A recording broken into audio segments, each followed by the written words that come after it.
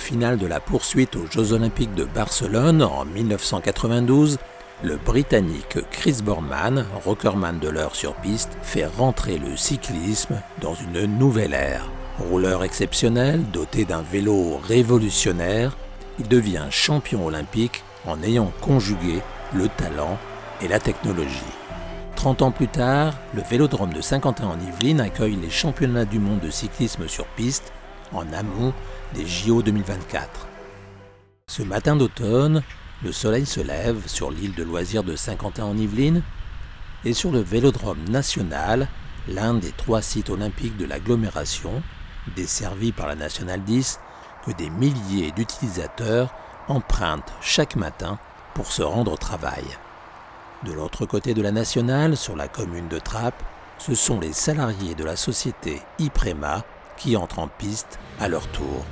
Depuis 1992, ils accueillent dès 6 h du matin les camions qui viennent décharger les déchets issus des déconstructions du BTP, ainsi que des terres provenant de nombreux chantiers d'un secteur élargi de l'agglomération de Saint-Quentin. Ces apports, une fois valorisés, vont être l'occasion pour les transporteurs d'optimiser leur trajet par un double fret afin d'approvisionner les chantiers de l'agglomération avec des matériaux recyclés, réduisant ainsi leur impact sur les déplacements. Cette activité répond aux besoins de l'évolution des centres urbains qui, perpétuellement, ont besoin de se reconstruire sur eux-mêmes. Rénovations urbaines, transformation des modèles d'habitat économique, réadaptation des circulations, toutes ces évolutions génèrent des déchets très souvent valorisables qu'il faut acheminer vers des centrales de valorisation dont la proximité est déterminante tant pour l'environnement que pour les coûts. Installé depuis 30 ans à Trappes, sur un site très contraint entre Nationale 10 et voies ferrées, Iprema y apporte toute son expertise à cette exigence urbaine. Partenaire fidèle de la vie sportive locale, soucieux de concertation sur son activité au travers de CLEC, des commissions locales d'études et de concertation qui réunissent une diversité de partenaires. La société Iprema reste confrontée à ce paradoxe. Elle contribue pleinement à l'évolution des tissus urbains et c'est cette même évolution qui en vient à questionner sa propre place dans ce tissu renouvelé. Confronté à cette problématique sur d'autres sites franciliens, Iprema a décidé de faire évoluer ses centrales afin de s'intégrer au mieux dans les agglomérations de plus en plus denses.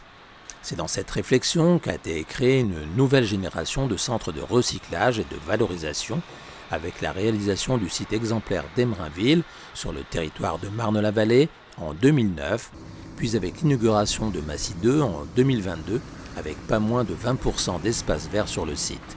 Ainsi, cette activité jugée indispensable par les collectivités s'inscrit avec plus de bienveillance dans le paysage urbain. Des investissements conséquents rendus possibles uniquement grâce à la pérennité du foncier. À Trappes, la volonté de repenser les entrées de ville, conjuguée à la reconquête du corridor ferroviaire, a conduit RFF, gestionnaire des terrains occupés par Iprema, à vouloir changer la destination du site il y a quelques années. Iprema en avait profité alors pour mener une réflexion afin d'imaginer la même évolution qu'à Massy et Marne-la-Vallée. Un projet adapté à un nouveau site, également en bord de voie ferrée, a été étudié. Ce projet, dans le contexte d'un voisinage exclusivement d'activités, n'a pu aboutir, RFF ayant modifié ses perspectives sur ce terrain.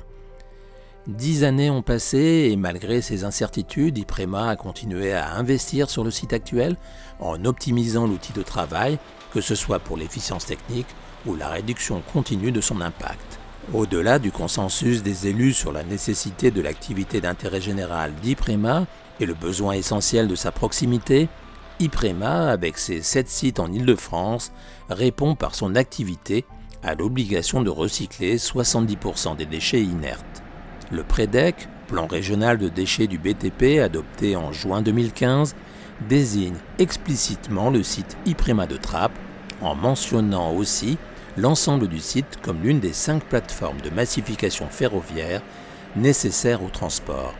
Les prises de conscience actuelles autour du transport et de son impact remettent la voie ferrée au centre du jeu. À Trappes, grâce à un tandem mis en place avec les carrières de Voutray, l'usage du train connaît un véritable changement de braquet. Voisins directs d'Ipréma, les carrières de Voutray ont mis au point un système ingénieux et révolutionnaire de containers ferroviaires Voutray double fret. Sur le site de Trappes, nous recevons 6 trains par semaine.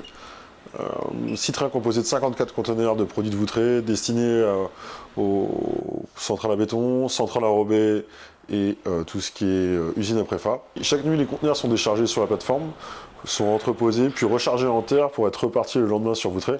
Donc nous rechargeons entre 28 et 30 tonnes de terre par conteneur. Les containers ont la particularité de se transformer en bennes, facilitant ainsi leur déchargement. Celles-ci sont disposées ensuite dans une fosse où les camions pourront y déverser les terres préparées chez Ipréma. Des transferts de charge facilités au bénéfice de la solution ferroviaire. De plus, rappelons que chaque convoi représente 50 camions en moins sur la route, à l'aller et au retour. La récupération des terres d'Ipréma vers notre carrière de Voutray va, ou en tout cas est une combinaison logique de fonctionnement, puisque nous ramenons systématiquement des matériaux qui sont naturels et qui sont revendus sur le local, particulièrement autour de Trappes. Donc notre rayonnement avec Ipréma a tout son sens, puisque nous sommes complémentaires dans cette activité. Une activité qui est une démonstration vertueuse d'économie circulaire et le rappel de l'adage de Chris Boardman, le talent et la technologie. Ici, au service du développement durable. À quelques centaines de mètres du Vélodrome national se dessine le succès d'une filière. Le palmarès des athlètes français au cours de ces derniers championnats du monde dessine aussi les succès à venir des futurs Jeux Olympiques de 2024, pour le plus grand bénéfice de Trappes et de l'agglomération de Saint-Quentin-en-Yvelines.